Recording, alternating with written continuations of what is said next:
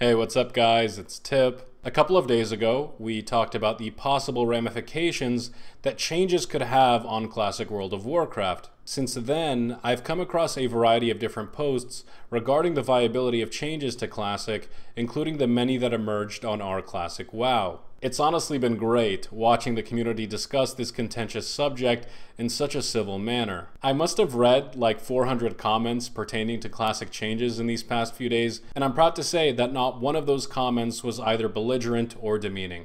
I hope we can extend that online camaraderie right up until Classic launch and even afterwards. But with that said, we're not done with the changes subject just yet. In the previous video, I specifically cited 10 potential features that I believe to be prime subjects of debate for both revisionists and purists alike. At the top of the list was arguably the most popular potential change I've been reading about since the announcement: boss tuning. Due to the age of vanilla WoW, as well as the prevalence of today's theory crafting, many players claim that the raid encounters of old will simply be too easy for the modern gamer. Additionally, some individuals have gone so far as to cite raid experiences on unofficial realms as the substantiating evidence of this claim. As a caveat, I would like to point out that the raid experience on unofficial realms is not an accurate representation of how raiding was back in the day. The vast majority of emulated realms utilize the 1.12.1 client of vanilla, which brought with it a variety of buffs to classes and even some nerfs to raid encounters. Additionally, the allowable number of debuffs on raid bosses was doubled back in patch 1.7, drastically reducing the difficulty of the Molten Core. There are a number of other reasons as to why raid bosses are killed so fast on these pseudo-servers, including but not limited to resistance multipliers, damage values, and improper scripting. Still, even adjusting for the points above, it's difficult not to admit that vanilla raids will likely be far easier in Classic than they were back in 2005. Players today are equipped with an arsenal of community-based assistance such as boss guides, talent calculators, BIS lists, class guides, advanced add-ons, reliable internet, and better hardware. These modern innovations were basically non-existent back in 2005, or at least far more primitive than they are today. As a result, if boss damage and health values remain unchanged come Classic launch, it's quite possible that the average Classic raider could find the raid experience to be underwhelming. It's a point that even I, as a purist, have found difficult to rebut. As I've said before, I am a no changes advocate, but couldn't it be argued that due to technological progress, the game already has changed? I mean, what would you consider more Blizz-like?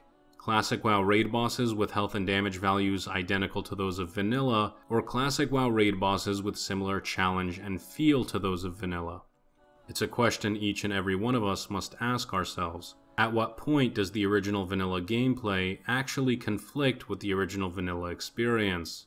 This is not an easy question to answer, and it's one that I believe will remain heavily debated right up until Classic launch. While I personally prefer to avoid the subjectivity that comes with defining the Classic experience, I do understand why this debate is taking place. If only there was a way to test boss difficulty in a controlled environment before Classic actually launches. Beta. Oh yeah, beta. The Classic WoW beta is often overlooked by the community, possibly due to the fact that the majority of the game has already been tested. But for topics like boss tuning, server population, and temporary dynamic respawns, what better way to reach a majority of player approval than to allow players to experience the potential changes themselves? Now obviously, I think most of us cringe at the idea of a prolonged beta period, but would testing the game for a few months beforehand really be that bad? Wouldn't it be worth it if it meant a better Classic WoW launch? I think so, but I can understand why others don't.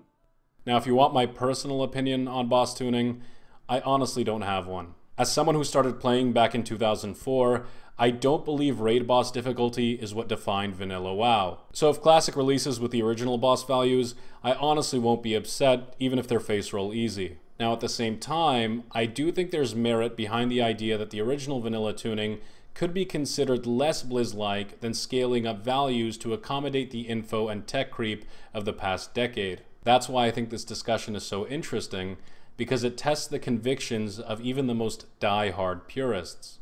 So do a lot of the topics on my list, That's why I plan on making a video for each of those topics, as I think the discussion surrounding them is very interesting.